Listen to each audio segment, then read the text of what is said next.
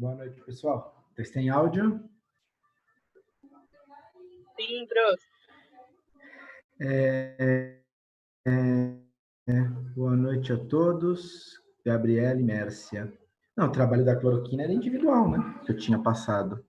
O TP é feito em grupo, né? Mas o trabalho da cloroquina é individual.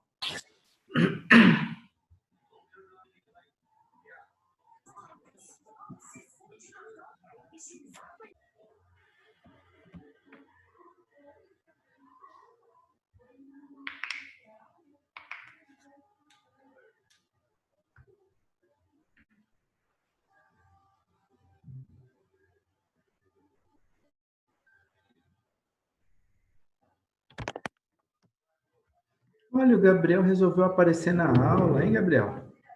Professor, estava muito ocupado, meu. Você continua no estágio?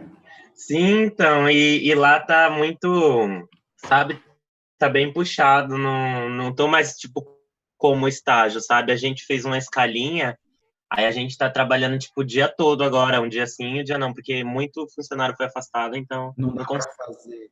Não dá para fazer só 4 horas.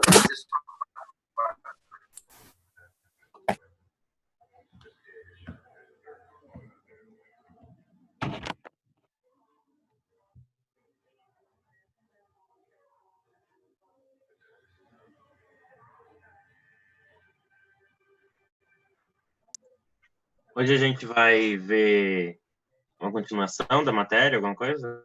Isso. Aí semana que vem para, né? Vocês já estão sabendo. Hoje é preparação ainda. Hoje não, preparação terminamos Já semana terminando, passada. né? É porque eu perdi a última aula, eu tava vendo o vídeo dela e eu ainda não consegui terminar o vídeo dela. Aí, Não, a gente terminou semana passada as preparações, ah, né? E aí encerramos a matéria que seria a P1. E tá. aí hoje a gente começa o conteúdo referente a P2. Ah, sim, entendi. Tá? Ah, tá. Espera mais uns 2 minutos para a gente começar, que ainda tem gente entrando.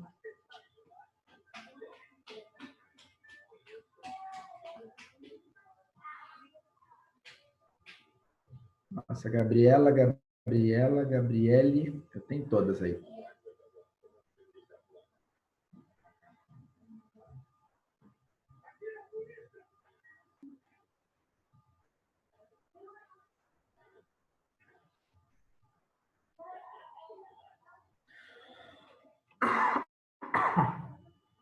Então, Ana Beatriz, que birra, porque seu nome é Ana, meu, não me confunde.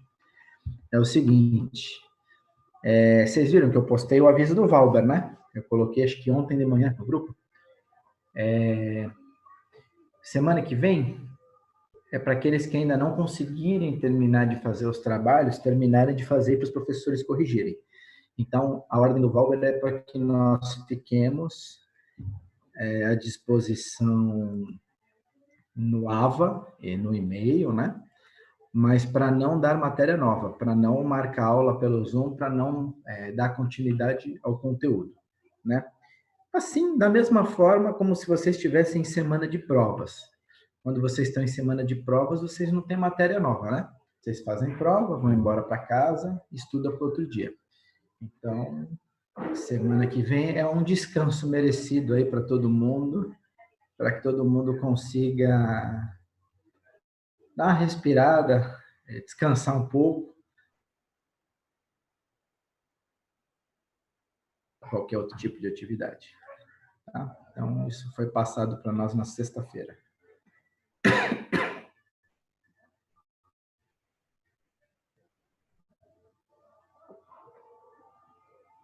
Pode fazer uma pergunta.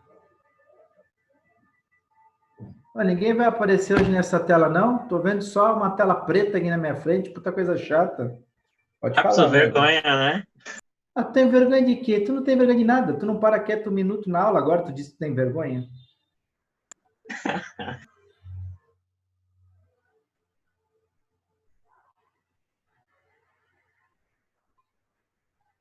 Professor, Oi? naquela. Ai, peraí, que eu tô procurando minha pergunta. Eu tinha anotado, não sei onde tá, tá? Achei. Quando eu reajo, professor, um alceno com água e meio ácido, por exemplo, a resolução do exercício 5B, eu preciso de 2 mols de água nos reagentes? Não, olha só, a água ali é solvente e reagente. Você vai ter um monte de água, né? Quando a água é o solvente e o reagente da questão, da reação, você tem um monte de água. Você não tem só 1 ou só 2 mols de água. A reação é feita em água. Então, você tem ali muito mais água do que você precisa, de 1 ou 2 mols. Você está falando em 2 mols porque um reage e o outro tira o próton. Então, porque quando eu fui fazer a contagem dos produtos, né? Não ficou, assim, eu precisaria colocar lá o 2H2O para bater a contagem do hidrogênio nos produtos. Aí eu pensei que eu precisasse colocar isso para balançar. A reação é feita em água. Então, né, na prática, a reação é em água.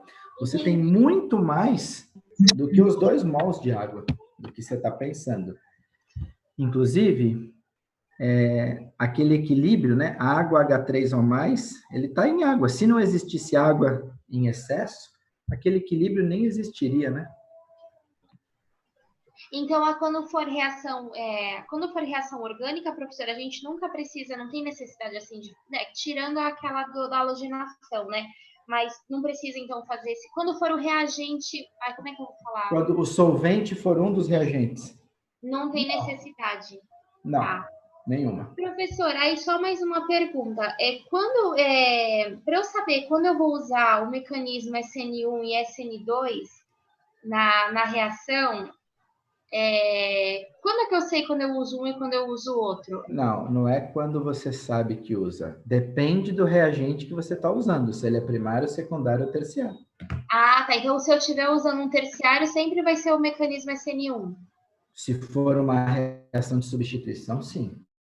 Não sim. Tem como ser SN2. Ah, tá. Assim como nos primários, só pode ser SN2, não tem como ser SN1. Tá bom, entendi, professor. Obrigada. Tá? Então, vamos lá? Acho que agora já tem aí bastante gente. Podemos começar, então? Vamos iniciar, então, a matéria da P2, tá? Eu vou compartilhar aqui minha tela. Então, eu imagino que vocês já tenham visto esse material que eu fiz à mão lá no material didático, né? Agora eu não consigo ver chat, porque eu tenho outra tela. São 7 páginas que eu fiz à mão. Hoje a gente vai ver até mais ou menos a página 4. Na verdade, talvez eu pule uma reação e volte para essa semana que vem. Semana que vem não, só na outra, né? Pessoal, só um segundo. Tem muito barulho aqui.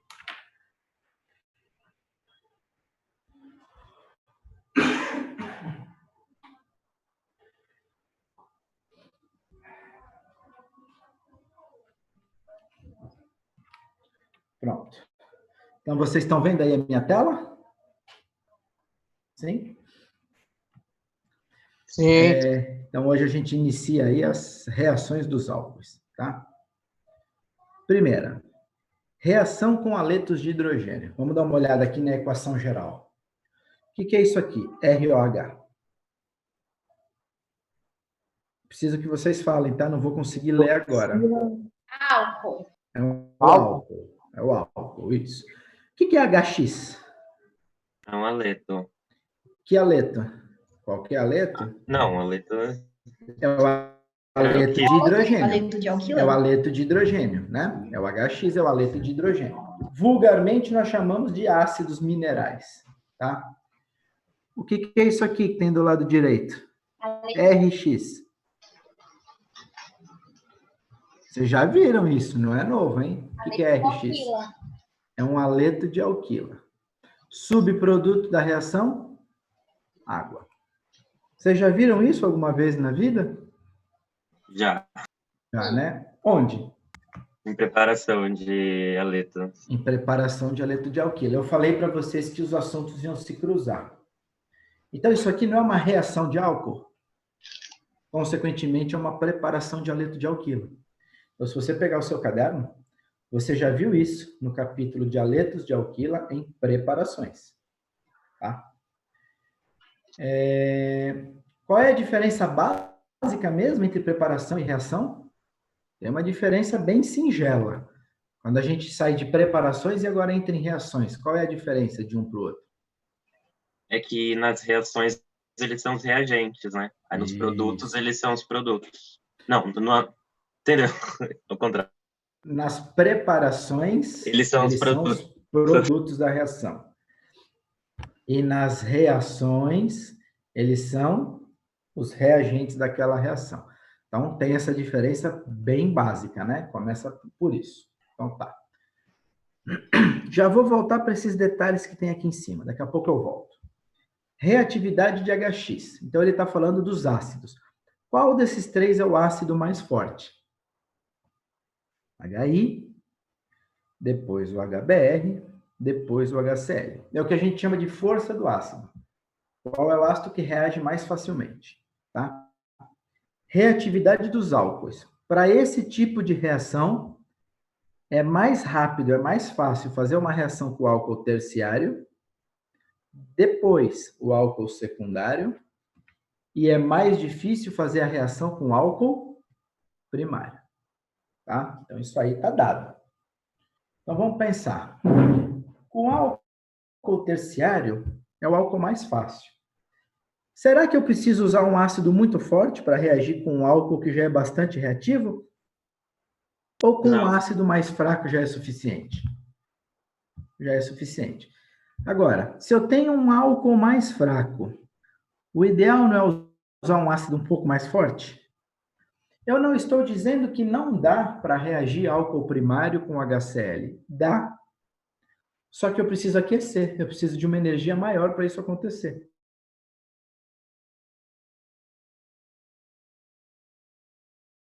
Então eu preciso de condições um pouco mais energéticas. Preciso aquecer.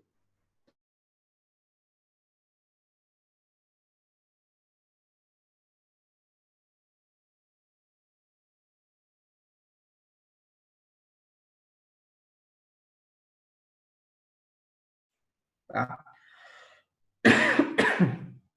Aí está escrito aqui em cima. Mecanismo SN1 ou SN2. Por que eu coloquei os dois mecanismos? Pode acontecer tanto por um quanto pelo outro. Depende do álcool que eu vou utilizar.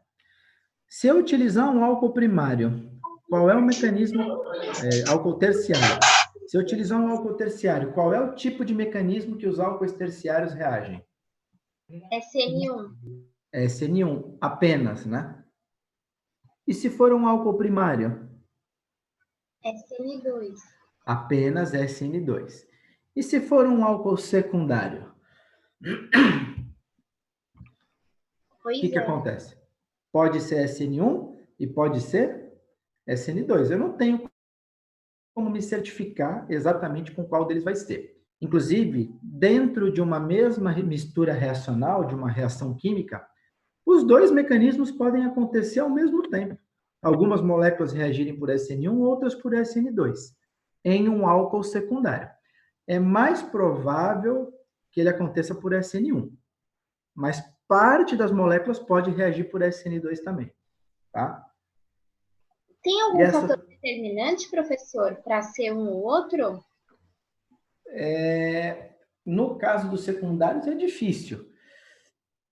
Tem alguns estudos que dizem, por exemplo, o tipo de solvente. Dependendo do solvente, pode favorecer mais um do que o outro.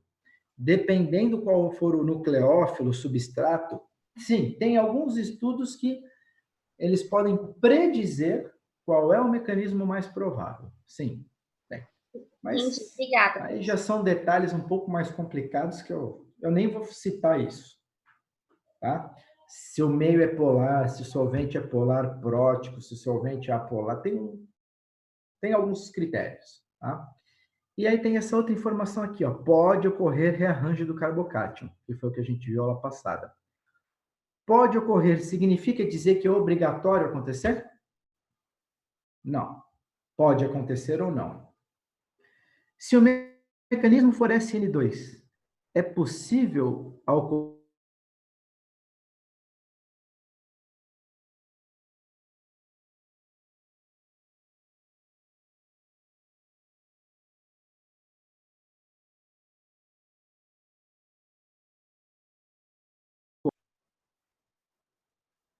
Jamais.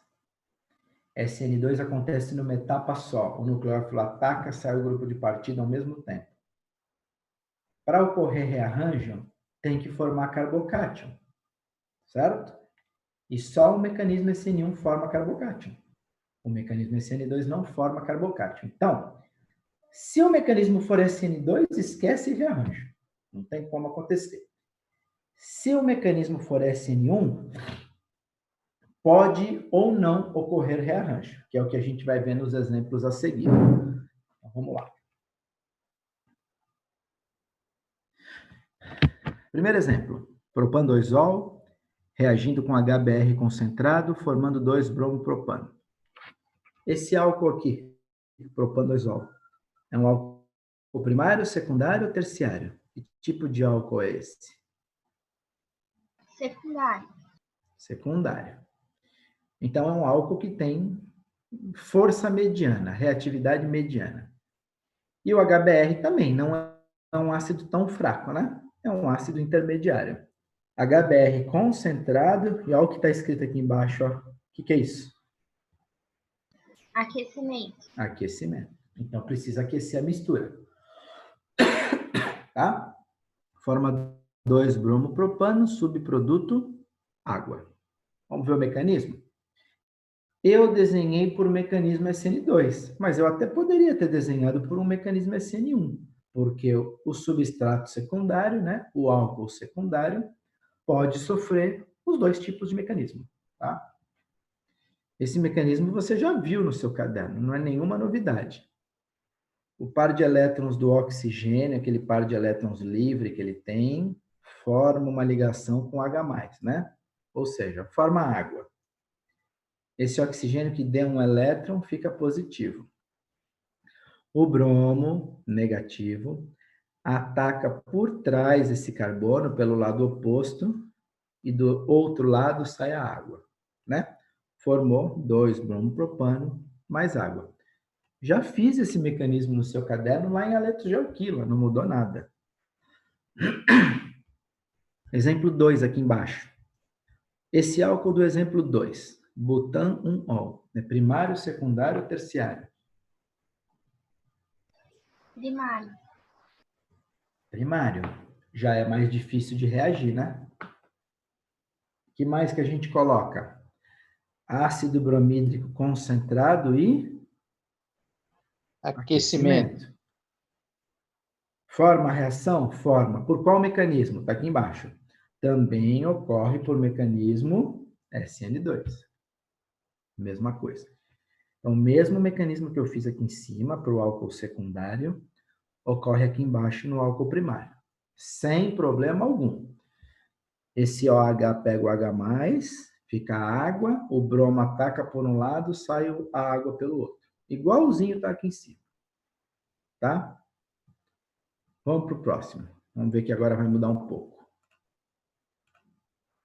Professor. Oi. É que falhou o áudio na hora que o senhor estava explicando, eu me perdi na explicação. É uma dúvida.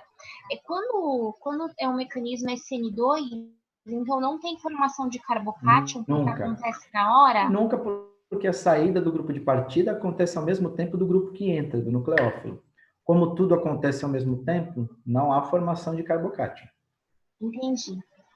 Isso é sempre assim, não muda nunca. Tá. Tá? Obrigada. Próximo exemplo. Esse álcool é primário, secundário ou terciário? Terciário. Terciário. Olha o ácido que eu coloquei agora. É mais fraco, né? Ácido clorídrico concentrado, é mais fraco. O que é TA? Temperatura ambiente. Ou seja, vamos considerar a temperatura ambiente 25 graus Celsius, tá? Que é o que a gente considera normalmente como TA. Forma o haleto de alquila e sobra água. Essa reação a gente faz dentro de um funil de extração, agitando na mão. Não precisa aquecer, não precisa fazer nada. Eu já fiz essa reação. Tá? Sabe quantos minutos a gente agita? Em torno de 10 a 15 minutos agitando. Depois deixa lá descansando, as fases separam. Uma reação extremamente simples de acontecer. Olha só. Aqui, ele não fala que o terciário é mais reativo que o secundário que o primário? Por isso que a reação é fácil com o terciário. Não exige condições energéticas. Enquanto que secundário e primário, eu precisei aquecer. Tá? Isso tem a ver com a reatividade do álcool. Voltando.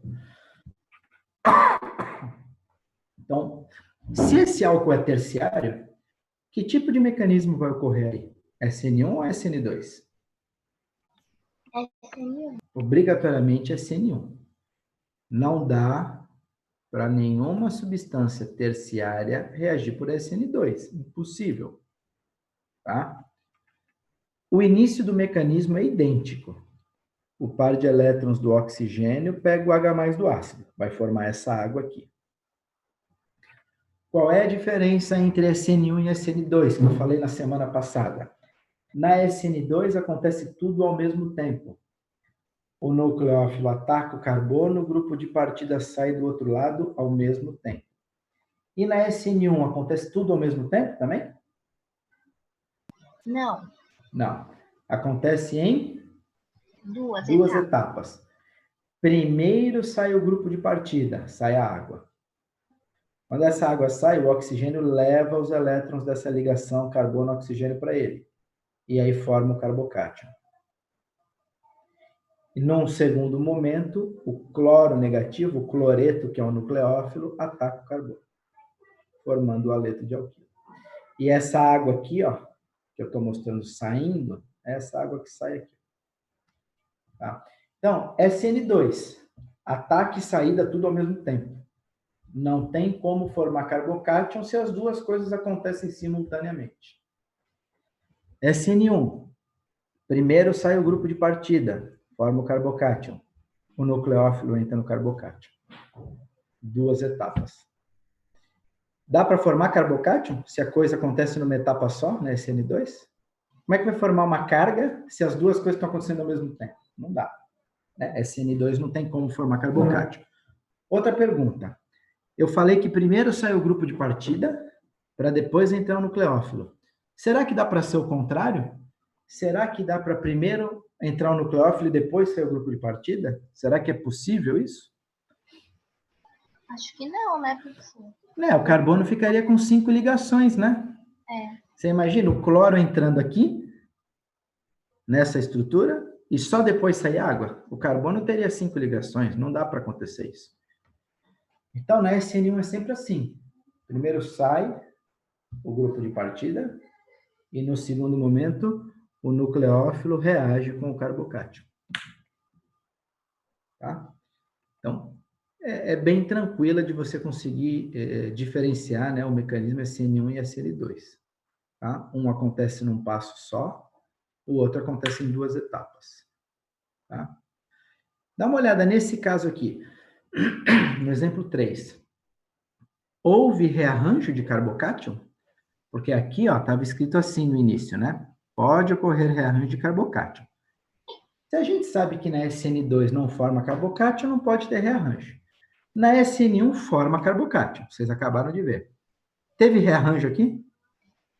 Nesse caso, não. Nesse caso, número 3, não. Por que que nesse exemplo número 3, aqui, ó, se você olhar o álcool no começo e o haleto de alquila no final, qual é a explicação que você poderia me dar para o fato de não ter ocorrido rearranjo? Qual é a explicação? Porque o carbocátion já é formado no carbono mais estável. O carbocátion formado já é o mais estável possível. Então, dá uma olhada aqui. Esse aqui é um álcool terciário, não é? O carbono da hidroxila não é o carbono mais estável da molécula? Uhum. Que é exatamente onde está entrando o cloro, o carbono mais estável. Portanto, o grupo hidroxila, que vai se transformar no grupo de partida na água, ele já está ligado no carbono mais estável. Por isso que não há necessidade do rearranjo. Tá? Por isso que essa é uma reação sem ocorrência de rearranjo. Tá? Vamos ver o exemplo 4, qual é a diferença?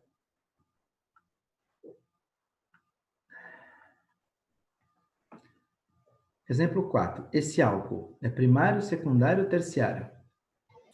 Secundário. Secundário. Secundário. Aqui, secundário. Porém, neste carbono vizinho, né, ao lado da hidroxila, esse carbono é Terciário. terciário. Dá uma olhada no reagente, dá uma olhada no produto. O cloro entrou no mesmo lugar que o OH estava? Não. Não. E aqui em cima? O cloro entrou no mesmo lugar que o OH estava? Sim. Sim, entrou. Então aqui não teve rearranjo. O cloro entrou no mesmo lugar que o OH. E aqui entrou no mesmo lugar? Não. Não. Então é porque aqui Teve rearranjo. teve rearranjo. Vamos dar uma olhada como é que aconteceu esse rearranjo.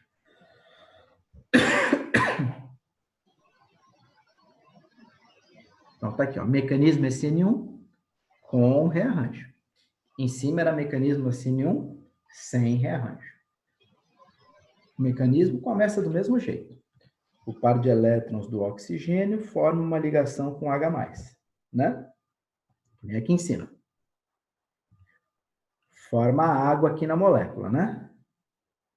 E aí, esse oxigênio da água sai levando os elétrons com ele. Então, essa água aqui que está saindo, né? Essa água aqui é a que está aqui, ó. Essa água, tá? Então, no momento que esse oxigênio saiu, formou um carbocátion secundário, não é isso? E ao lado desse carbocátion secundário, existe um carbono terciário.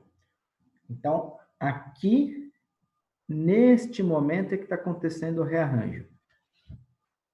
O rearranjo só pode acontecer entre carbonos vizinhos, tá?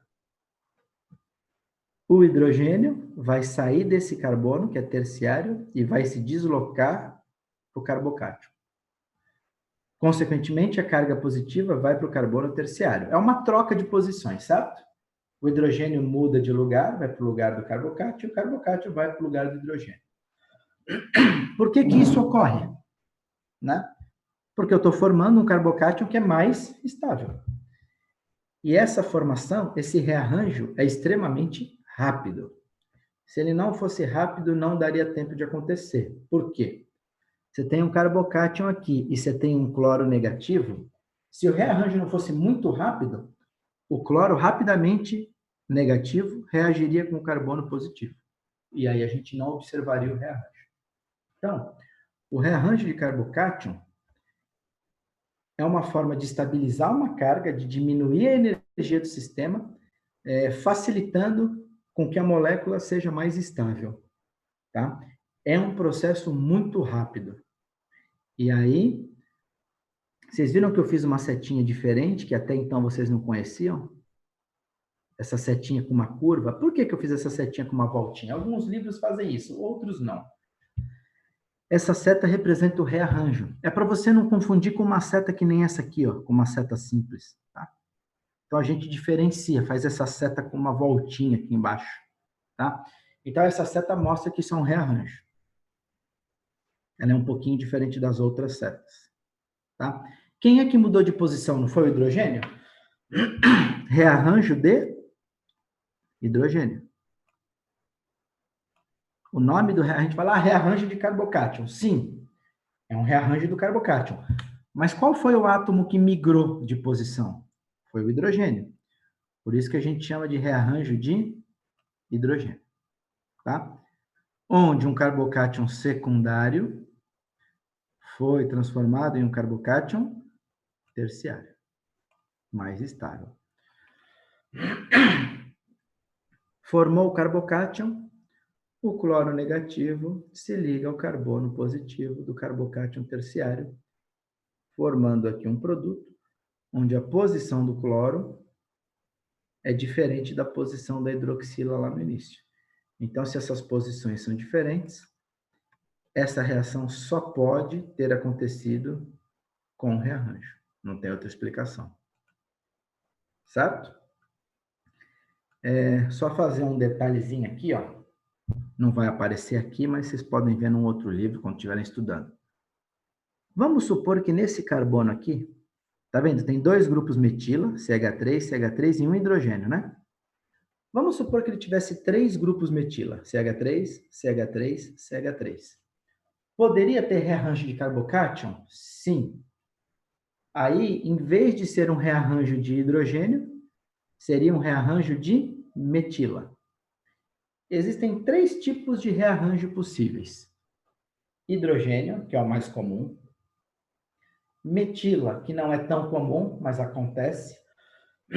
E o terceiro, que é bem menos comum, que eu nem cito, nem mostro em aula, é o rearranjo de fenila. Eu mesmo na graduação nem vi isso, eu só fui estudar isso na pós-graduação, e mesmo assim isso é tão raro de acontecer. Na prática eu nunca vi isso. Eu já vi na teoria, mas na prática eu nunca vi acontecer. Então eu nem cito, eu nem falo rearranjo de fenila, deixa para lá. Tá? Então é assim, se tiver hidrogênio no carbono vizinho, que nem tem aqui, é rearranjo de hidrogênio. Tá vendo? Tem 2 metilas e um hidrogênio. Sempre que tiver hidrogênio, é rearranjo de hidrogênio. Se tivéssemos apenas 3 metilas, aí, como não tem hidrogênio, aconteceria o rearranjo de metila. Sempre com o intuito de transformar um carbocátion menos estável em um carbocátion mais estável. Sempre com esse objetivo. Então, aqui, SN1, teve rearranjo? Não. Por quê? Porque não foi necessário. Aqui, SN1, teve rearranjo? Teve. Por quê? Porque foi necessário transformar o carbocátion secundário e terciário. Então, pode ocorrer rearranjo. Tem casos que sim, tem casos que não. E aí, para finalizar, eu fiz um resuminho disso. Ó. Considerações finais. Álcoois reagem com HX, né, com ácidos, por mecanismos SN1 ou SN2. Os álcoois primários e o álcool metílico também, né, que não está citado aí. Os álcoois primários e o álcool metílico reagem por SN2. Os álcoois secundários podem reagir por SN2 ou SN1. Enquanto que os álcoois terciários reagem apenas por mecanismo SN1. Né? Aquilo que a gente já tinha discutido semana passada. Álcoois primários de cadeia normal é aquela que não é ramificada, que é reta, né? Álcoois primários de cadeia normal reagem por SN2, sempre. Que é justamente o nosso exemplo aqui, ó. Deixa eu voltar. Esse aqui, ó. Ó. Álcool primário de cadeia normal é SN2. Tá? Álcoois primários e secundários de cadeia ramificada sofrem rearranjo. É uma afirmação. Portanto, reagem por mecanismo SN1. Óbvio, né? Se tem rearranjo, só pode ser SN1, não pode ser SN2. Vamos ver por quê? Vamos ver o nosso exemplo 4.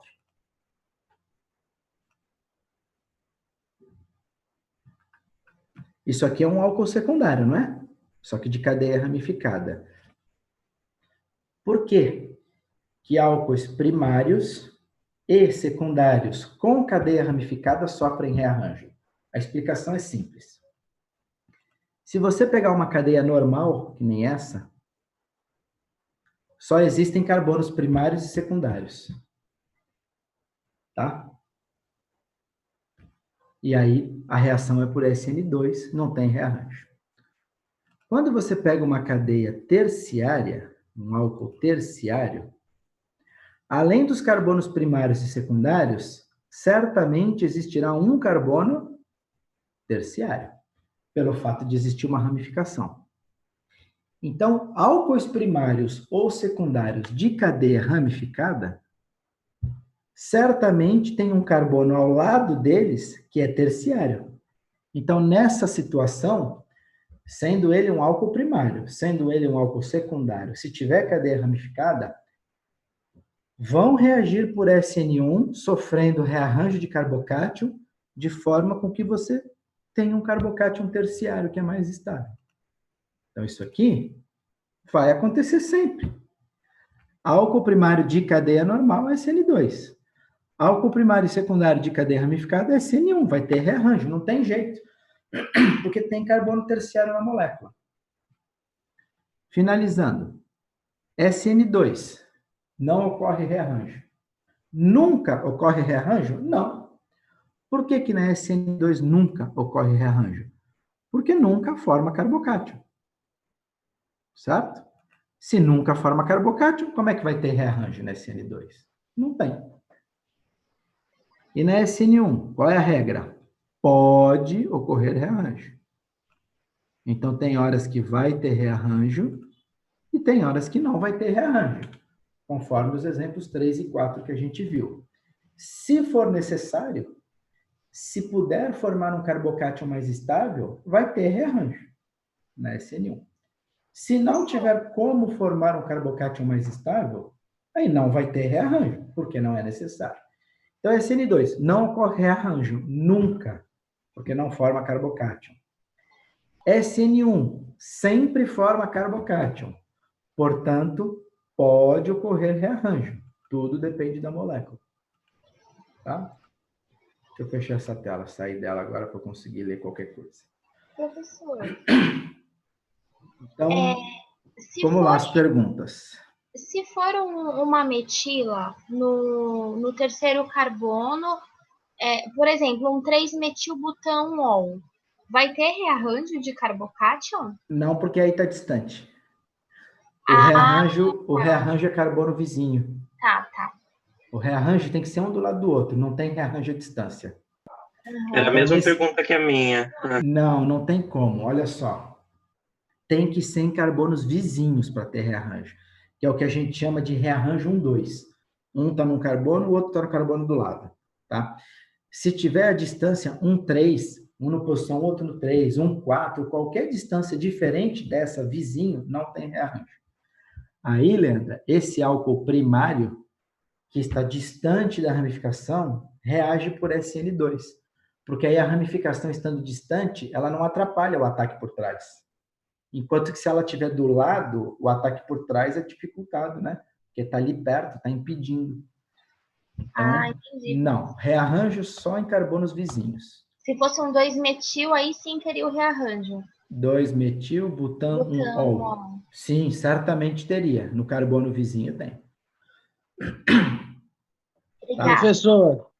Oi, ó, deixa eu só falar um negócio. Vai cair em menos de 1 minuto. Caindo, a gente volta, tá? Fala, Esse Ricardo. rearranjo só é possível só quando é álcool, é isso? Não. Ou pode ocorrer com outras moléculas? Isso vão aparecer, esse rearranjo pode aparecer em outros assuntos. Por exemplo, em aleto de alquila. Em aletos de alquila pode dar rearranjo. O rearranjo, Ricardo, não é pertinente à função orgânica. O rearranjo não é exclusivo do álcool, nem do aleto.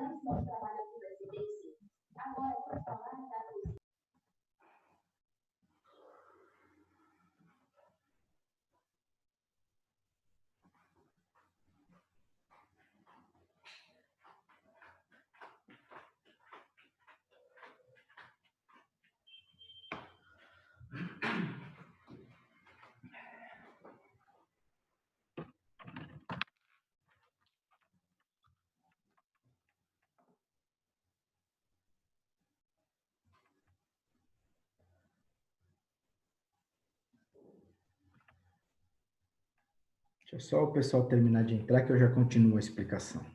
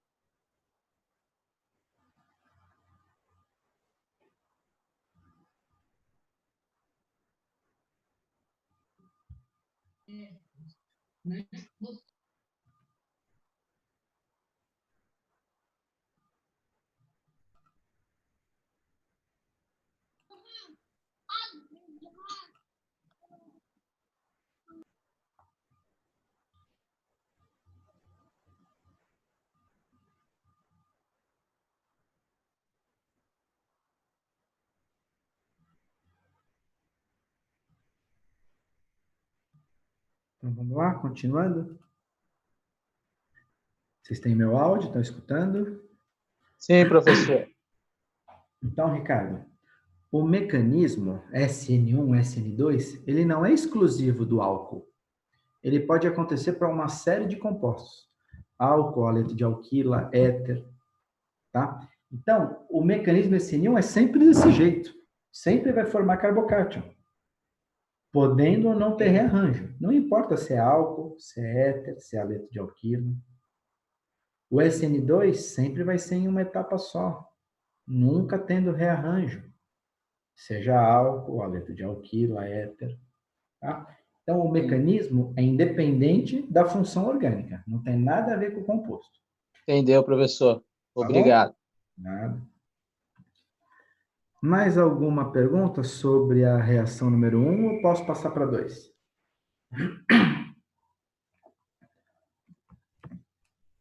Posso seguir? Beatriz não está perguntando nada hoje? Está quieta? Eu já desisti da vida já. Ah, Nessa altura do campeonato, eu já tô só aceitando as tragédias. Fala assim, que é isso?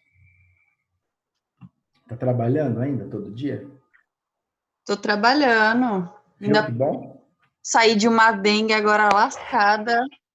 Tô nem com força. Isso é ruim, mas viu? Tá trabalhando ainda. Não foi dispensada, né? Pô, você tá me tirando, hein? Não, tô falando sério.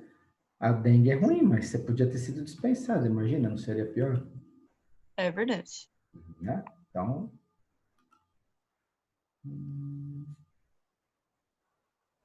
Ah, que bom, Gabriela. Eu achei que eu ia agradar mais fazendo no PowerPoint, que nem eu fiz a aula da semana passada. Achei que na folha ia ficar muito estranho, né? Parecia que eu estava com preguiça de fazer alguma coisa mais bem feita, Não, mais professor. elaborada. Mas eu também acho feito à mão mais fácil de entender. Eu também acho. Mas achei que vocês iam gostar mais do slide e tudo. E me deu muito mais trabalho aqueles slides. Eu preferi ir na folha porque já é a sua didática, né? Já está acostumado, tipo, com a tua didática, com a tua letra lá, e, tipo, ver aquele negócio no slide, bom, não sei. E ficou bem parecido como em sala de aula, professor. Então, essa é a vantagem, fica mais parecido com a lousa. Viu? A gente acha que vai fazer uma coisa tentando agradar, quando no fundo o que a gente não fez ia agradar mais. Que bom, porque agora eu sei, né? Porque se vocês não tivessem falado, eu nunca ia saber disso, ia continuar tentando fazer de um outro jeito, que talvez não ficasse tão legal. Ainda bem que sim, vocês tá falaram. ótimo. Que bom. Então vamos lá. Vamos compartilhar aqui de novo a minha tela. Vamos lá, reação número 2. Reação com trialetos de fósforo. E aí já está aqui, ó, entre parênteses. Mecanismo SN2. Tá? Independentemente do álcool que eu use, mecanismo SN2. Tem uma série de vantagens nesse método. O que é isso aqui, ó? ROH. Álcool. Álcool. O que é o PX3? Trialeto de fósforo, né? É o trialeto de fósforo, né? O P é o fósforo. Trialetos, 3 halogênios ligados ao fósforo. Tá aqui, ó. X3. Tá? Tá vendo esse número 3 aqui antes do álcool? Então, são 3 mols de um álcool reagindo com 1 mol de PX3. Tá? O que mais? Aquecido. Aquecimento. O que é isso aqui que forma? O que é esse produto aqui? Haleto de alquila, professor? Um haleto de alquila. 3 mols de um haleto de alquila. Muito bem. E o subproduto, H3PO3. Tá. Quem é PX3? Pode ser PCl3 PBr3 ou PI3. Tricloreto de fósforo, tribrometo de fósforo, triiodeto de fósforo. Vocês entenderam esse número 3 aqui? Consequentemente, esse número 3 aqui. Aqui só tem o número 1. Vocês entenderam por quê? Ou não? Eu só penso em química analítica, que tem que estar tudo em equilíbrio, que tem que estar com o mesmo número em tudo. Mas aqui também, ô Beatriz, aqui também. Professor, eu pensei que ficaria que nem a molécula do sabão, sabe? Que é tipo, sabe, um em cima do outro, sabe? Aquele negocinho lá, que é mais ligado. ou menos. É parecido, é mais ou menos. Eu não estou conseguindo ver chat, tá, pessoal? Eu vi que tem Professor, 3. teve gente que não entendeu. Olha só. Aqui eu não tenho 3 halogênios? Cada halogênio vai entrar no lugar de uma hidroxila. Se o PX3 tem 3 halogênios, para eu liberar esses 3 halogênios, eu vou precisar reagir com 3 álcools. 3 álcools. 3 álcools. Sai um OH daqui, entra um X. Segunda molécula, sai um OH, entra outro X. Terceira molécula, sai um OH, entra um outro X. Então, se eu comecei com 3 álcools, eu termino com 3 aletos. O que ficou ligado no fósforo no final da história? 3 grupos hidroxila. OH, OH, OH, ligado no fósforo, que é o H3PO3. Tá? Ou seja, a proporção estequiométrica é 1 mol de PX3, que já tem 3 halogênios, reagindo com 3 mols do álcool. Cada hidroxila é substituída por um halogênio. Tudo bem? Deu para entender essa proporção estequiométrica? Eu não estou conseguindo. Eu não estou conseguindo ver o chat agora nessa tela, não consigo. Tudo bem, então? Pode seguir. Então, vamos lá. Essa página acho que já não desce mais. Vamos lá. Esse álcool que eu escolhi é primário, secundário ou terciário? Primário. Primário. Porém, no carbono vizinho tem um carbono? Secundário? Terciário. Terciário. Esse aqui é terciário, né? Terciário. Ou seja, se eu tivesse pego este álcool e reagido com HBr, que nem a gente fez no item 1, certamente teria rearranjo, né? Um carbocátion primário formaria um carbocátion terciário. Pelo fato de nós estarmos usando PX3, neste caso PBr3, qual é o mecanismo que acontece com PX3? SN2. SN2. Se o mecanismo é SN2, não tem rearranjo. Dá uma olhada onde o bromo entrou aqui, ó. O bromo não entrou no mesmo lugar do OH? Ó. Sim. Lá na ponta? Então, isso mostra que não teve rearranjo, não é isso? Mesmo tendo um carbono primário ligado a um carbono terciário, este reagente, o PX3, não permite a ocorrência de rearranjo, pelo fato do mecanismo da reação ser SN2.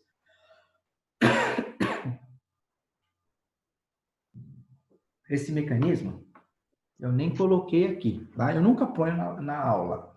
Depois, se algum aluno pede para eu mostrar, eu até mostro na lousa, não tem problema nenhum. Mas agora eu nem coloquei ele aí na folha, tá? Se vocês quiserem, quando a gente voltar, eu posso desenhar na lousa. Esse mecanismo com PBr3 é SN2. O mecanismo SN2 não permite rearranjo. Então, um álcool primário, vizinho a um carbono terciário, que reage no próprio carbono, sem ocorrer rearranjo. 3 mols de álcool, está aqui o 3. 1 mol de PBr3. 3 mols do haleto de alquilo.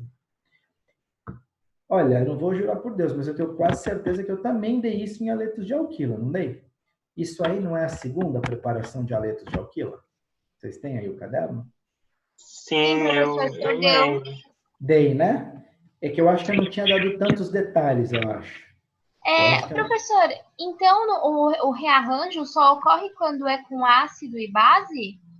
Não, essa reação para fazer haleto de alquila a gente não faz com base. Ou a gente faz com ácidos, que é o método 1, ou com PX3, né? Não, Com professor, base. lá com álcool, com álcool não. Ai, meu Deus, na preparação de álcool. Não, mas De peraí, álcool. peraí. Isso é reação. A gente agora está falando em reação, não é mais preparação. Ah, tá. Então as regras já mudam. Então, assim, a gente está falando agora de reações de álcoois. HX, ácidos, para você reagir um álcool com um ácido, pode ser SN1, pode ser SN2. Tudo depende se é primário, secundário ou terciário. O PX3, o mecanismo do PX3 é apenas SN2. Então, aqui, não importa se você tem um álcool primário, secundário, terciário, de cadeia normal, de cadeia ramificada, não importa. Qualquer que seja o álcool, qualquer que seja a cadeia, não vai ter rearranjo. Por quê? Qual é o motivo de não haver rearranjo? Mecanismo SN2. Ah, mas por que esse mecanismo é SN2? Eu não desenhei aí, eu posso até desenhar quando a gente voltar. Por conta do reagente. Quem determina o mecanismo é o reagente que a gente usa. E este reagente, PX3, ele não permite a ocorrência de rearranjo. O mecanismo que se dá a reação com PX3 é impossível ter rearranjo, porque é SN2. Tá? Então, o que eu quero dizer é o seguinte: qualquer que seja o álcool que você pegar aqui, não importa, primário, secundário, terciário, cadeia normal, cadeia ramificada, não vai ter rearranjo. O bromo, o cloro ou o iodo sempre vai entrar no mesmo carbono do OH. Sempre. Onde o OH tiver, é onde o bromo entra. Olha aqui embaixo. Onde o OH tiver, é onde o iodo entrou. Tá?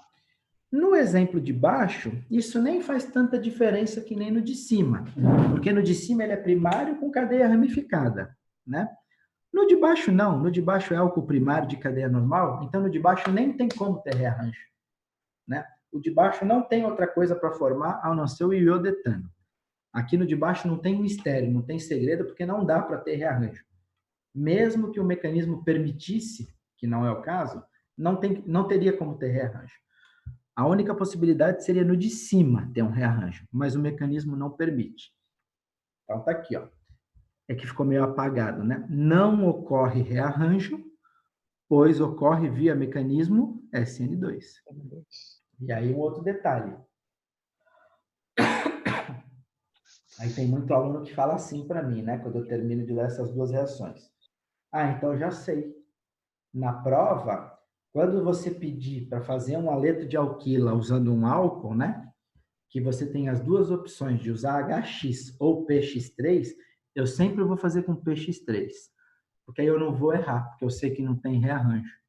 E se eu fizer com HX, pode ser que aconteça rearranjo e eu erre. Então, aquele pensamento preguiçoso, sabe? Eu vou fazer sempre assim para nunca errar. E no fundo é isso mesmo. Se você usar PX3, nunca tem rearranjo, você não vai errar nunca. Onde está o H, entra o halogênio. Enquanto que no HX, que foi o do método 1, pode ter rearranjo. E se você não prestar atenção no rearranjo, você vai errar. Você vai desenhar um produto que não é o verdadeiro. Tá? Então, reações número 1 e reação número 2, as duas reações são reações de álcool sendo transformados em haletos de alquila. Tá? Ou seja, é reação de álcool e, ao mesmo tempo, é preparação de haleto de alquila. A diferença é que o primeiro método pode acontecer por dois mecanismos diferentes, e num deles pode ter rearranjo. No segundo método, só por SN2, e aí não pode ter rearranjo, porque o mecanismo não permite. Tá? E eram esses detalhes que eu tinha para falar desse mecanismo.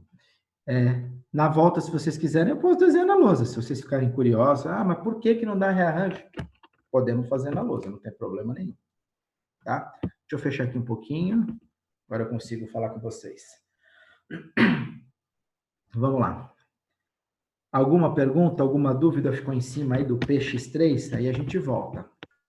Agora que eu voltei para a tela grande, eu consigo ver vocês.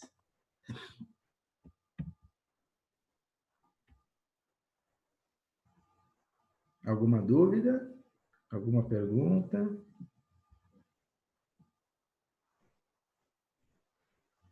Nada? Vocês estão me ouvindo, né? Então,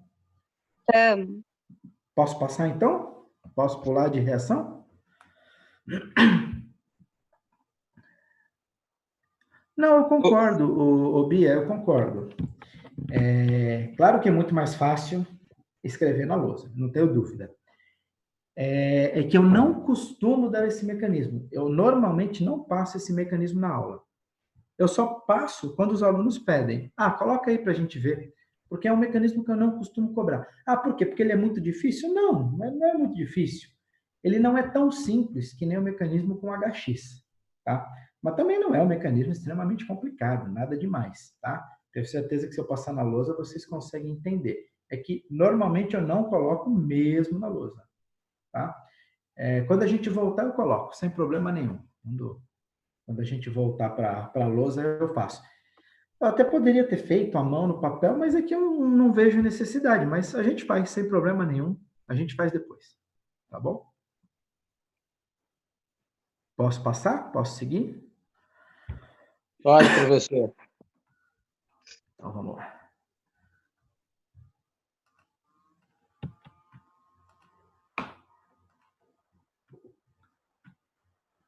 Aqui, eu vou pular a reação 3. Deixa eu só fazer um negócio. Vocês estão vendo minha tela? Vocês estão vendo a tela do meu computador? Sim. Sim. Então, tá. Nós vamos pular a reação número 3, porque ela é longa. Tem bastante detalhe, tem bastante coisa para eu explicar aí. Ela é demorada que nem a reação número 1. Vocês viram que a reação número 1 a gente ficou os 40 minutos da primeira parte da aula, né? E a reação número 3 é longa também, eu não quero ficar mais 40 minutos. Então, agora eu vou pular para 4. Eu fiz a mesma coisa hoje de manhã. E aí, na nossa próxima aula, na primeira semana de maio, a gente volta para 3, tá? Aí vai faltar 3 e a 5. A 4 é bem legal. Eu não sei se vocês chegaram a fazer uma experiência parecida com isso com o Orsat, ano passado.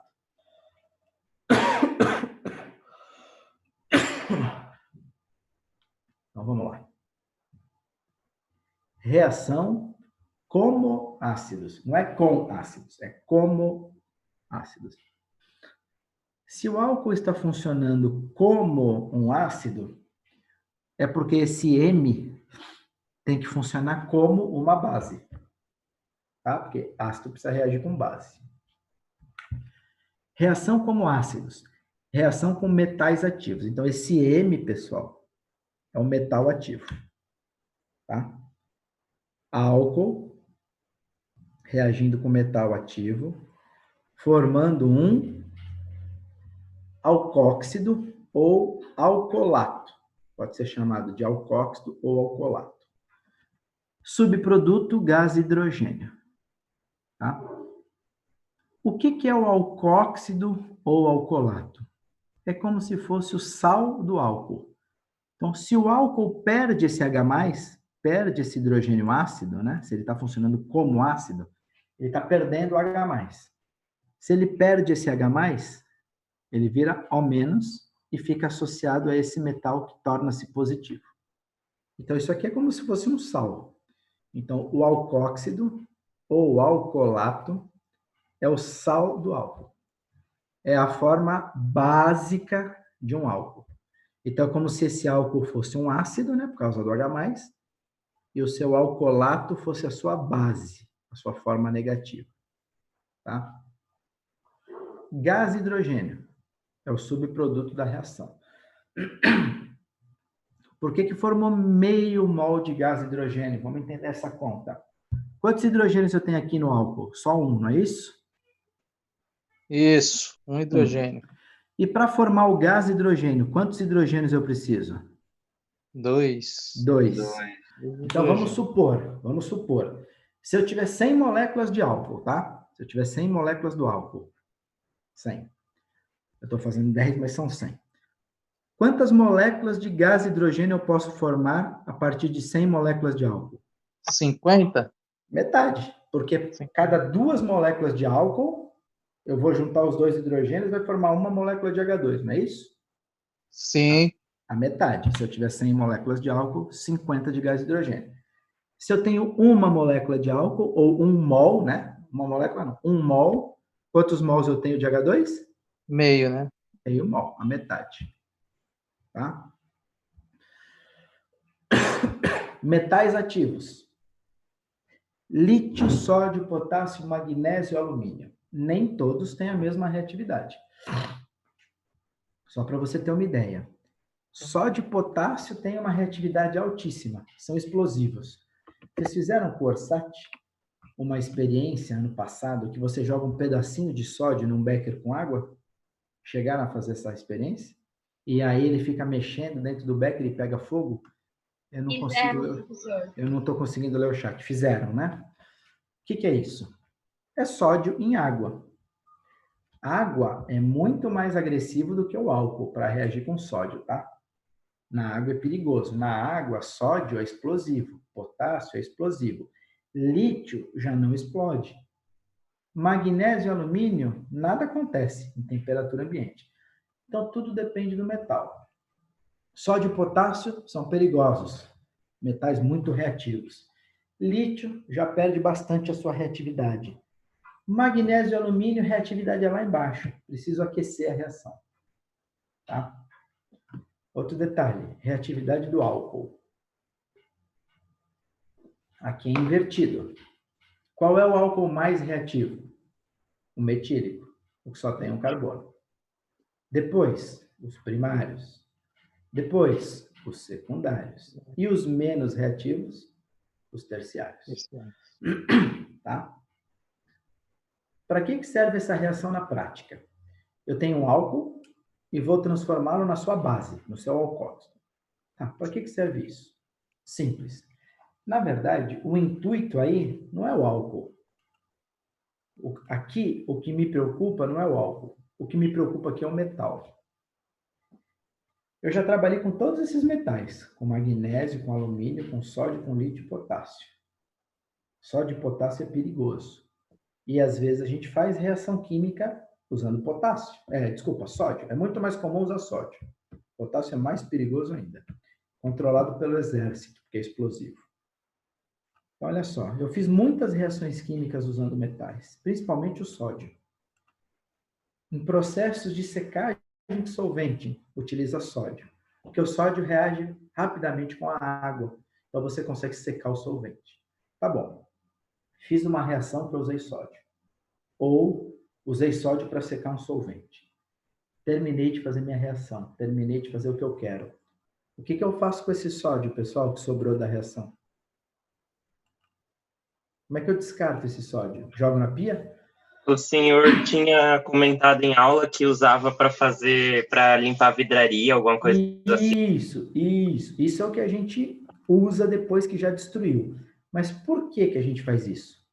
Porque eu não posso pegar esse balão da reação que eu fiz, eu não posso pegar esse balão, jogar água dentro e jogar na pia. Vai explodir tudo.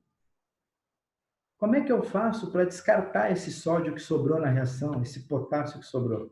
O que eu faço? Jogo no lixo? Abro a tampa do lixo e jogo?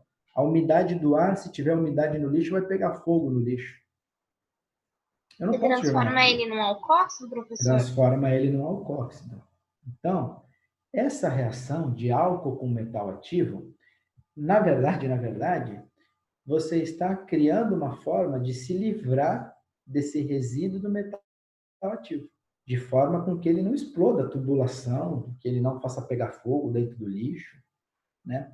É a forma de destruir o metal. E aí você faz isso formando o alcóxido.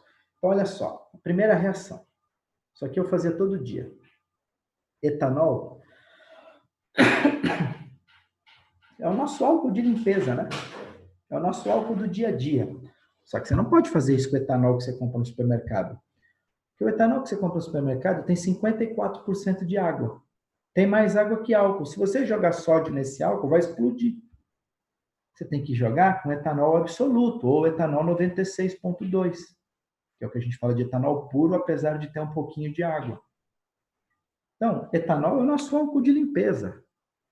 Então, todo dia lá na USP eu pegava etanol para destruir o sódio que sobrava das reações. Olha só, você coloca isso num becker de vidro, põe o etanol e vai jogando pedacinho por pedacinho do sódio. Gente, isso esquenta que o álcool ferve.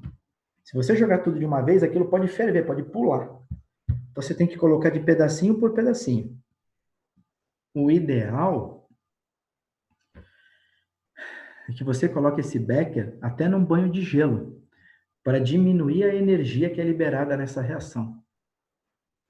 Tá? Ou seja, é uma forma para destruir esse sódio que sobrou. E aí, forma o etóxido de sódio ou etanolato de sódio, tanto faz. Esse etanolato de sódio, que é a substância que o Gabriel falou, que eu disse que a gente armazenava numa caixa e deixava para limpar a vidraria.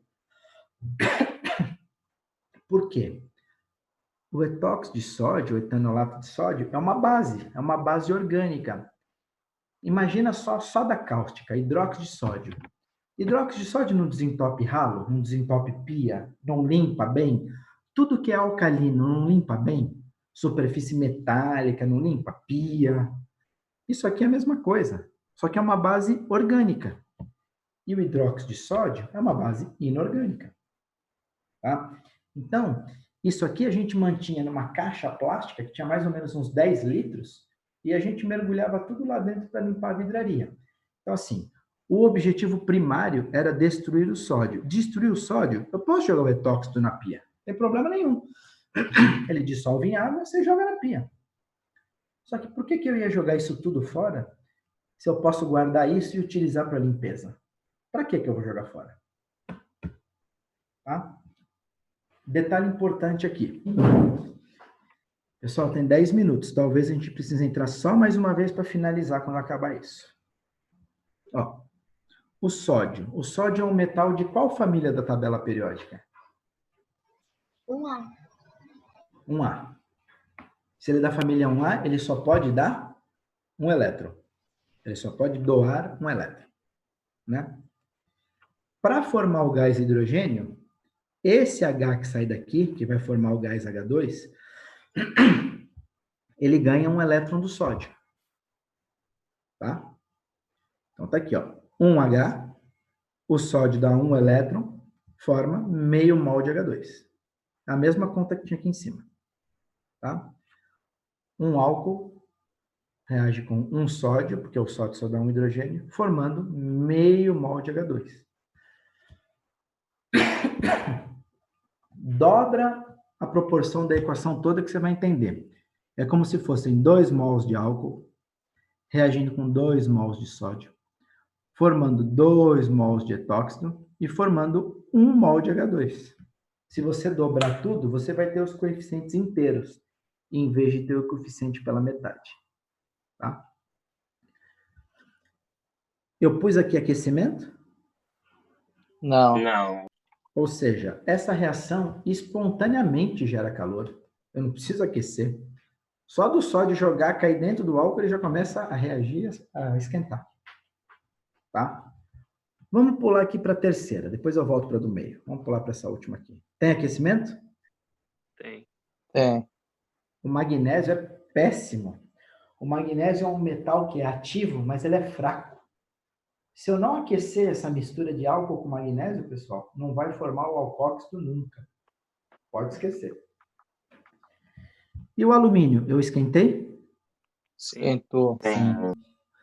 Papel alumínio que você tem em casa, ele reage com álcool? Se você jogar álcool em cima do papel alumínio, ele reage? Não. Não. Tem que cozinhar isso também, tem que esquentar, não tem jeito. Então, tudo depende do metal. Sódio e potássio não precisa esquentar. Magnésio e alumínio precisa. O lítio eu já usei, agora estou tentando lembrar se precisava esquentar ou não o lítio. Eu acho que o lítio também precisa esquentar um pouco. O lítio já não é tão reativo. Tá? Ô, professor, esses negócios aí que você coloca tipo de mols é porque depende de quantos elétrons o metal vai dar, né? Tipo, isso, exatamente. O magnésio do alcalinos terrosos, né? Então ele dá... Tá. Exatamente. Então vamos lá. O magnésio é de qual família da tabela periódica? 2A. 2A. Quantos elétrons ele dá? 2 elétrons. Então, quantos mols de álcool que eu preciso? 2 mols. 2 mols, porque cada hidrogênio vai pegar um elétron do magnésio. Então, se o metal solta 2 elétrons, eu preciso de 2 mols. Formei o metanolato de magnésio e 1 mol de gás H2. 2 hidrogênios aqui forma 1 mol de gás H2. O alumínio é de que família? 3. 3. Então, ele libera quantos elétrons? 3. 3. Quantos álcoois eu vou precisar? 3. 3 mols. 3 mols de álcool. Porque cada hidrogênio, né, são 3 mols de álcool, cada mol aqui, cada hidrogênio vai pegar um elétron do alumínio. Então, eu tenho aqui o isopropanolato, ou isopropóxido de potássio. Opa, escrevi errado. Não é potássio, né, pessoal? É alumínio, né? Agora que eu vi que eu escrevi errado. Isopropanolato de alumínio, né? Aqui é o alumínio, não é o potássio. Quantos hidrogênios tem aqui? Não são 3? Então, eu formo 1,5 mol de H2. Porque 1,5 vezes 2 dá 3 mols de hidrogênio. Então, essa quantidade de gás hidrogênio que sai aqui no final, pessoal, está em azul, essa quantidade de gás hidrogênio depende do metal, que, consequentemente, vai mudar o número de mols do álcool. Metal da família 1A, 1 para 1. Metal da família 2, 1 mol do metal, 2 do álcool. Metal da família 3, 1 mol do metal, 3 do álcool. E aí vai mudar a quantidade do subproduto. Meio mol de H2, 1 mol de H2, 1,5 mol de H2. Isso aqui, que é a parte que o pessoal tem mais dificuldade, que é a matemática, é a parte que menos me importa, que é o subproduto, que é o gás H2 que se forma. É o que eu não estou nem um pouco preocupado. O que eu estou preocupado é você entender que a reação é essa, entre o álcool e o metal formando o alcóxido. Tá? Só para vocês terem uma ideia. Sódio, ele não pode nem ver a água. Ele vem armazenado num frasco de vidro com tampa mergulhado em querosene. Tá? Potássio é o pior de todos. Potássio, se você estiver manipulando, cortando ele, cair na sua mão, ele absorve água tão rápido que forma um buraquinho na tua mão. Forma uma queimadura feia na tua mão. Pelo nível de absorção de água e reação que ele tem com a água. Na tua pele tem água, não tem? Ele faz um buraquinho na mão, se cair na mão. Dói. Tá? Potássio é o pior. Eu já mexi. Ele é tão reativo, que eu não posso destruí-lo com etanol. Se eu jogar potássio em etanol, a chance daquilo explodir é grande. Por quê? Porque potássio é o metal mais reativo que eu tenho. E etanol é um álcool primário. É um álcool bastante reativo. Para destruir potássio, pessoal, tem que ser álcool terciário. Para você não correr risco daquilo explodir, daquilo superaquecer, só álcool terciário. Para a gente não correr risco. Os outros metais, mesmo o sódio, que é o mais reativo depois do potássio, dá para fazer em etanol. Só tem que tomar cuidado para não jogar muito sódio de uma vez só no etanol, senão aquilo tudo ferve. Pode até estourar a vidraria, em casos mais extremos. O potássio não. Potássio não dá para brincar. Sabe onde é que potássio vem armazenado? Potássio vem armazenado dentro de um frasco de vidro com óleo de nujol. O óleo de nujol é extremamente viscoso. Por quê? Porque mesmo no querosene, pode entrar um pouco de umidade do ar. E o óleo de nujol impede a entrada da umidade pelo fato dele ser viscoso. Então, ele vem armazenado em óleo para que você não tenha o risco de explosão, incêndio. Tá? Mas esse óleo ele não se mistura com a água, professor? Não, óleo de nujol, de jeito nenhum. O querosene já não mistura, né, Walter? O querosene já não mistura. O problema é que o querosene é fininho, ele é bem fluido. Então, mesmo não se misturando, aos poucos ele vai absorvendo a umidade do ar, lentamente. Né? Você pega qualquer coisa que fica guardado, mesmo fechado, às vezes você abre e não está melecado, não está úmido. mesmo sendo querosene. O Nujol, esse tipo de óleo, é tão grosso, é tão viscoso, é mais grosso que óleo de carro. É tão grosso que é difícil da umidade penetrar no óleo. Então, é um cuidado a mais que eles têm na hora de armazenar o potássio. É como se fosse uma graxa, professor? É como se fosse uma graxa, exatamente. É meio que para impermeabilizar em volta do potássio. Tanto que quando a gente vai manipular só de potássio, eu pego com uma pinça. Sabe aquele papel toalha que a gente enxuga a mão no laboratório? Aí a gente põe um pedaço de sódio de potássio naquele papel, enxuga bem. Se for potássio, eu enxugo até com papel higiênico para absorver bem o óleo. E aí eu pego uma faquinha bem afiada e corto devagarzinho em lascas, para depois poder pesar na balança e usar a quantidade que eu preciso. Esse tipo de manipulação de metais, pessoal, tem que ter muito cuidado. É um tipo de manipulação que não é brincadeira, pode causar uma explosão e uma queimadura feia. Imagina um pedaço de metal espirrando no teu olho, né? Não é brincadeira, é um negócio que tem que tomar cuidado. Quem trabalha com química orgânica trabalha com metal a vida inteira, né? Então eu já mexi com tudo isso que eu falei para vocês. Se você tomar cuidado, eu não usava nem luva. Se você tomar cuidado, souber manusear, fazer com calma, papel higiênico, enxugar, segurar com a pinça, cortar com a faquinha devagar, aí pesa na balança, sem problema nenhum. Mas eu não posso deixar um estagiário mexer com isso. Né? Os estagiários que faziam iniciação científica comigo, eu não podia dar, vai lá e corta sódio, corta potássio. É uma coisa que eu não delegava. Pessoal, vai cair, a gente volta só mais 5, 10 minutinhos, só para finalizar, tá? Vai cair em alguns segundos. Já não vou nem continuar falando que vai cair. A gente já retorna. Tá? Só para finalizar.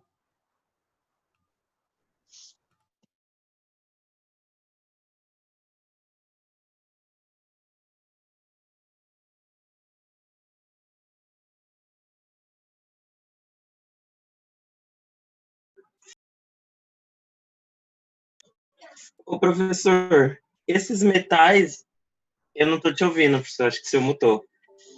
Esses metais, eles vêm na forma sólida, pra gente? Isso, Tipo, isso. Todo metal, Gabriel, você viu que eu pus o zero, a bolinha em cima do símbolo do metal? Sim. Então, aquele zero, aquela bolinha, significa que ele está na sua forma metálica. E todo metal na forma metálica é sólido. Ah, tá. Tem uns elementos da tabela que são, tipo, em líquidos, né? Outro em forma de gás, aí eu pensei... Metal líquido, que eu me lembro de cabeça, Gabriel, só o mercúrio. Só o mercúrio, né? Foi isso que eu ia falar, só o mercúrio. Se não me falha a memória, o único metal líquido da tabela periódica é o mercúrio. Todos os outros metais, na sua forma zero, na sua forma metálica, são sólidos. Tá? Ah, tá. Agora, então... quando o metal está na forma de íon, sódio mais, magnésio 2 mais, aí ele é um iônico, aí ele dissolve em água. Né? Ah, tá, entendi. Na forma metálica, ele é insolúvel em água, aí ele é sólido. Aí ele vai reagir com a água, que é outra coisa. Né? Entendi, obrigado.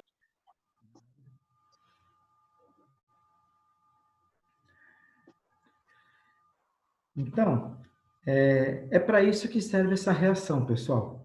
Essa reação serve para a gente destruir o metal que foi usado, né? Não descartá-lo de maneira inapropriada, causando algum dano perigoso, não só ao meio ambiente, né? Algum dano até às pessoas, tá? Então, metal e água incompatível. Deixa eu só esperar. Tem mais gente entrando. Bom, professor, sendo o potássio mais perigoso, né? Potássio é o pior, controlado pelo exército.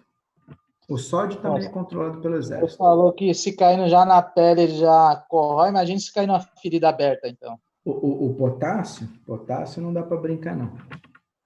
O sódio já machuca, o potássio é feio. O potássio é feio. Na ferida aberta nem brinca, o cara não pode nem mexer se tiver com uma ferida aberta. Esse potássio é aquele produto que a gente vê no caminhão que tem uma mãozinha, que tem um furo assim no meio ou não? Olha, é um outro produto. É ácido, não, né? Não sei que produto é esse que você está falando de potássio. Não deve ser ácido, então, acho que eu confundi. Pode ser, porque o potássio, esses elementos que eu falei, eles vêm na forma sólida, são metais. Potássio e sódio, eles são vendidos na forma, parece rolha de vinho. Todo mundo sabe o que é uma rolha de vinho. Ah, tá. Um Entendi. pouco mais grossa, um pouco mais larga e um pouquinho maior que uma rolha. Eles vêm normalmente nesse formato, né?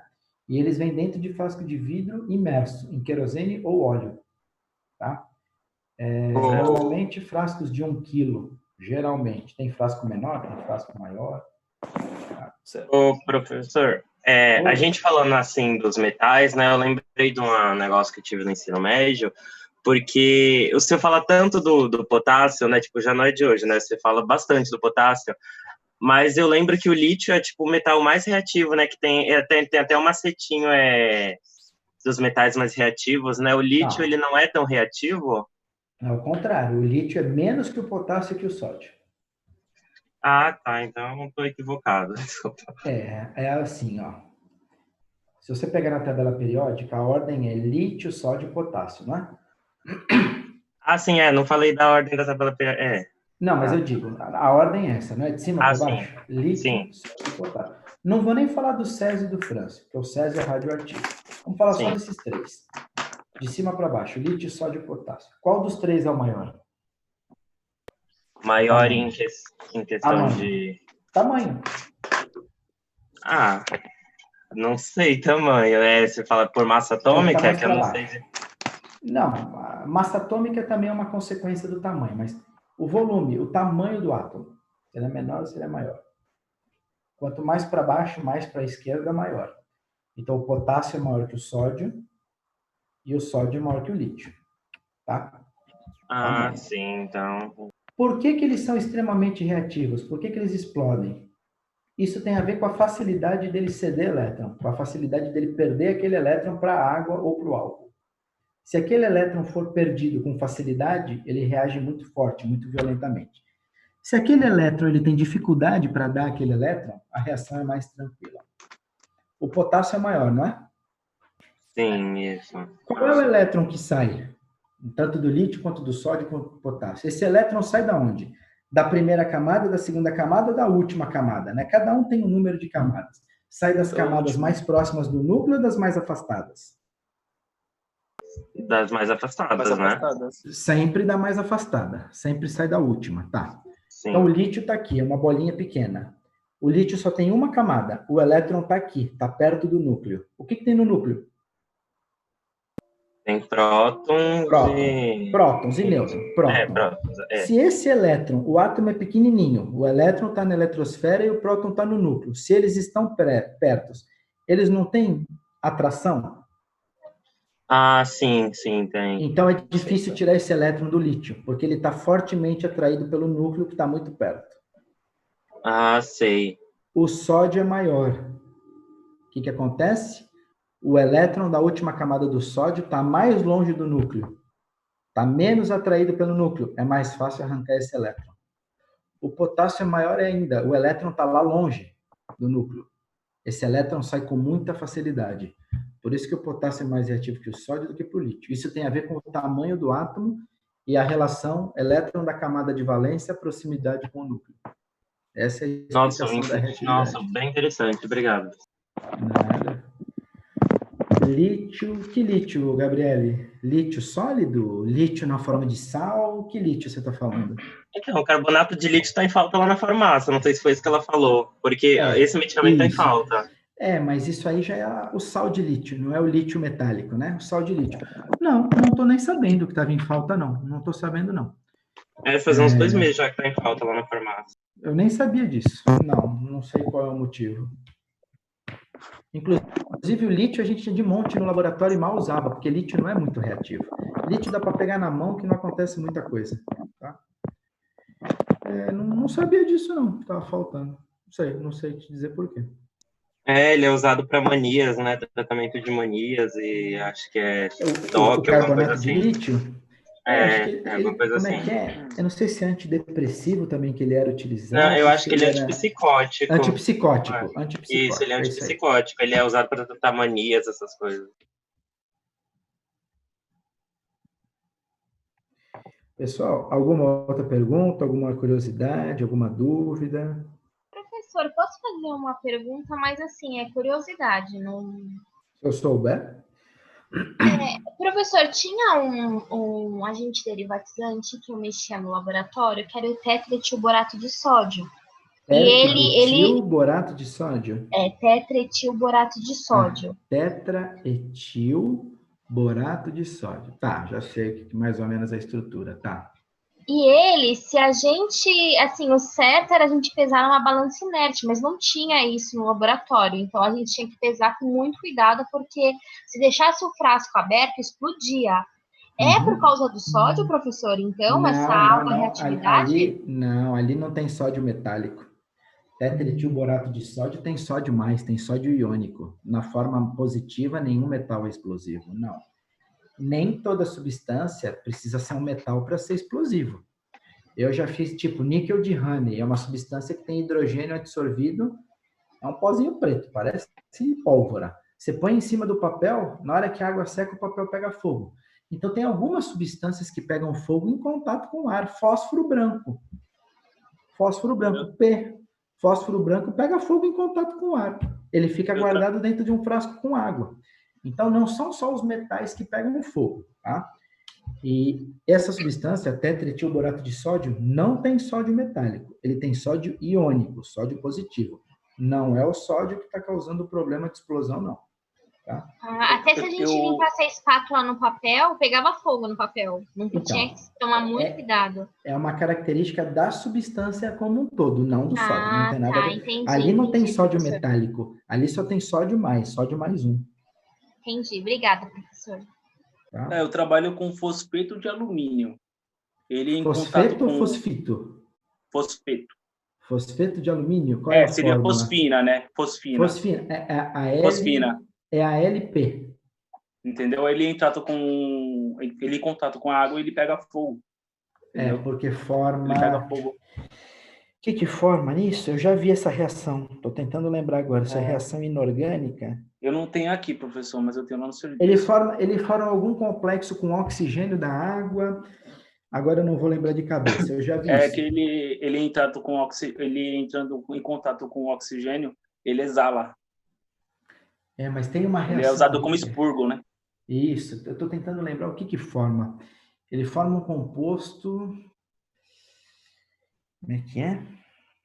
São vários compostos, né? Pela verdade. Ele vai decompondo, ele forma composto só com alumínio, outro só com fosfato. Eu acho que ele forma pentóxido de fósforos.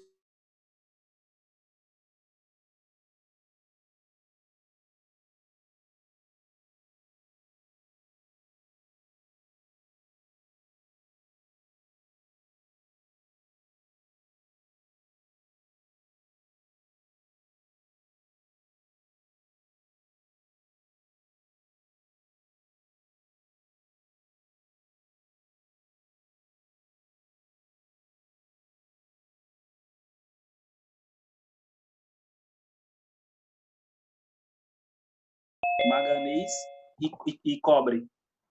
Ele entra também com oxigênio, ele pega fogo. É uma mistura, cal, manganês e cobre. Tá, esse eu não conheço. Cal, manganês e cobre. Como é que é o nome disso? Tem um nome essa mistura? Então, lá a gente chama de manganês de potássio, entendeu? Que é tipo a mistura, mas é a mistura de cal, é uma porcentagem de cal, manganês e cobre, a mistura total, né? Mais alguma, pessoal? Professor, eu tenho, na verdade, uma curiosidade, né, sobre a nossa matéria de química orgânica, assim, né? Porque eu estava dando uma olhada na internet, né, e me veio essa dúvida, assim, eu sempre quis te perguntar se a gente algum dia vai ver, tipo, nomenclatura de cadeias mistas, por exemplo, sabe, tipo adrenalina, sabe, por exemplo, o nome dela é, tipo, metilamina, 1,2-diol, hidróxido, sabe, tipo, um monte de funções. Não sei, eu não sei dar nome para isso, sabe, tipo... Não, olha só. Normalmente a gente vê função por função, tá? A gente vê álcool, aleto de alquila, a gente vê as funções separadamente. Nomenclatura de compostos que tem mais de uma função é um pouco diferente, é um pouco mais complicado. E aí você teria que conhecer qual é a função principal, qual é a função secundária, para poder saber a regra de nomenclatura. Isso não é tão simples. Eu mesmo não sei todas as regras de nomenclatura para todas as funções. É porque você né, deu esse tipo estudo sobre a cloroquina, né? E tipo, eu fiquei com muita vontade de escrever o nome da cloroquina, mas só que aí, tipo, ela tem um monte de função, Sim, sabe? É difícil, eu falei, nossa, mas será que não. algum dia na faculdade a gente vai aprender o nome das funções, não, sabe? Sabe por Mistos quê? assim? Não, porque a gente não usa. Não, porque a gente não usa isso no dia a dia. Você não vai usar isso. Sabe, tipo, em QF, assim, aí então, não. Então, não vai ver isso, não. Pode ter certeza que não. É triste, mas ok. Ô, Walter. Oi, professor. É fosfeto de alumínio que você falou com água, né? Isso. Forma hidróxido de alumínio e fosfina, que é o gás. É isso aí. Fosfina, isso, correto. Forma o gás fosfina, que é tóxico, inclusive, né? Isso, é muito... bem complicado. Então, essa reação é perigosa por conta da fosfina. É isso aí. Da fosfina, correto. Mais alguma pergunta, pessoal? E o outro também, né, professor? Sim. O cobre ele é cancerígeno também, que é o óxido que a gente chama. Metal pesado, né? Se começa a armazenar no organismo. E ele é pesado mesmo, viu? Sim, eu sei. Mais alguma, pessoal? Então, tá bom. Então, semana que vem é descanso, tá? Vocês, quem ainda não mandou, vai me enviando aí os trabalhos, né? Eu já recebi 100 entre ontem e hoje. Já estou vendo aqui no meu celular que já tem mais 56 e-mails para eu olhar amanhã. Então, é isso aí. Vão mandando tudo que vocês fizerem. Eu vi que a maioria de vocês já mandou, tá bom? Um bom final de semana para vocês. Uma boa semana de descanso. E aí, a partir do dia 4, né? Segunda-feira, dia 4, a gente retorna aqui nas aulas no Zoom. Então, nossa próxima aula agora vai ser na terça-feira, dia 5, né? Essa semana eu marquei para quinta, porque terça foi feriado. E aí, agora a gente retoma as aulas às terças mesmo, né? Então, a nossa próxima aula eu vou marcar semana que vem, boto lá no material didático. Então, a aula de hoje já estava lá no material didático desde a semana passada, tá? Eu vou colocar no material didático, semana que vem, o link, a senha, o ID da nossa próxima aula, que será no dia 5 de maio. Né? Até porque nessa primeira semana de maio ainda é a última semana da quarentena. Porém, mesmo que a quarentena no estado comece a afrouxar dia 11, né? Que é a data que vai começar a abrir o comércio, escola e faculdade, pessoal, eu não tenho... ou melhor, eu tenho a maior certeza do mundo que não vai ser liberado dia 11, né? Por tudo que tem se falado, escolas e faculdades vão ser os últimos a serem liberados. Então, sendo muito otimista, já estou imaginando, se a quarentena termina na segunda semana de maio, a gente pode pensar escola e faculdade lá pela quarta semana de maio, sendo muito otimista, ou para junho. Professor, tá? Oi? Por que eles não dão férias para a gente? Boa pergunta. Também não sei responder, foi o que nós pedimos. Boa pergunta. Eu penso que seria um pouco, sei lá, melhor para todos, né? Assim, em geral. Todos os estudantes da saúde pensam isso. Só que, para sua surpresa ou não, o resto da universidade está gostando de ter aula assim, está achando bom ficar assim. Os outros cursos todos, tirando farmácia, físio e odonto, todos os outros cursos estão achando legal. Eles preferem continuar tendo aula assim do que perder as férias de julho. Eles estão achando bacana ter aula assim. E aí, o que você faz? Se 3 cursos querem férias e os outros 30 não querem, o que o dono da faculdade faz? A maioria ganha, né? A maioria ganha. O que eu também não concordo. Eu acho que tinha que dar férias. Então, olha só. Eu dou aula no Colégio Santa Cecília, o colégio deu férias, por pressão dos pais. Mas na hora que os alunos estão gostando disso, se todos os alunos estivessem reclamando, a faculdade já teria dado férias. Mas você tem 30 cursos que os caras estão adorando. Que nem aqui, todo mundo debate comigo que queria férias, que tá ruim, que seria melhor. Eu dou aula na engenharia não tem um A. Não tem um que está reclamando das aulas assim. Está todo mundo levando, está todo mundo achando que está tranquilo. Tá bom, né? E aí fica assim. Então, talvez, não sei se o que eu vou falar faz sentido ou não. O que vem na minha cabeça, tá? Opinião minha, não é opinião da faculdade. Além desse motivo, da maioria dos coordenadores, né, mediante vontade dos alunos, ser contra adotar férias agora, o que passou na minha cabeça? Então, assim, na melhor das hipóteses, a gente voltaria em junho, né? Uhum. Vamos considerar uma hipótese boa, voltar em junho, né? Se deixarem as escolas voltar, voltaria em junho. Aí a gente tem um mês de aula, né? O que a gente faz no mês de junho? O que a gente faria no mês de junho? Voltaria para a faculdade só para fazer prova. A gente ia ter no máximo uma semana de aula, e olha lá, porque não ia dar tempo, depois tem 2 semanas de P2, subexame. Ia matar o semestre com prova. Então, talvez na cabeça deles, não sei, pelo fato do negócio já ter se estendido, e a gente sabe, ou está praticamente certo, que não vai ter aula em maio, né? Pelo que os governadores estão fazendo, é praticamente certo. Então, pode ser que eles tenham pensado, para que eu vou antecipar férias se o negócio ainda vai um pouco mais adiante? Pode ser esse o raciocínio deles, né? Não sei. Mas eu acho que o principal argumento é o fato de todos os coordenadores estarem relatando que os alunos estão gostando. Eu acho que esse é o principal motivo. Infelizmente, os universitários colegas de vocês estão gostando disso na grande maioria. Infelizmente. Eu falo infelizmente porque eu preferia parar agora e dar aula em julho. Eu preferia isso. Eu também. Inclusive, se a gente tiver férias em julho na faculdade, eu vou ter que ir na escola dar aula. Como eu sou professor da escola, eu vou passar julho todo e dando aula na escola, né? Nos dias que eu dou aula na escola. Então, para mim não vai mudar nada, né? Eu tô com metade das férias. Então, em julho eu vou ter metade das férias. Férias no lado, trabalhando no outro. Enfim, não podemos fazer nada. Já reclamamos, já pedimos, mas não conseguimos. Votos vencidos. Tá bom? Fechou, pessoal. Então, pessoal, tenham aí um bom final de semana, uma boa semana de descanso, com um feriadinho de novo semana que vem. E aí, ficamos de plantão aqui no AVA, né, que é obrigação, e pelo e-mail aí, aguardando qualquer dúvida que vocês tenham. Tá bom? Uma boa noite, pessoal. Obrigado aí pela participação. Boa noite, pessoal. Obrigado. Tchau. Boa noite, pessoal.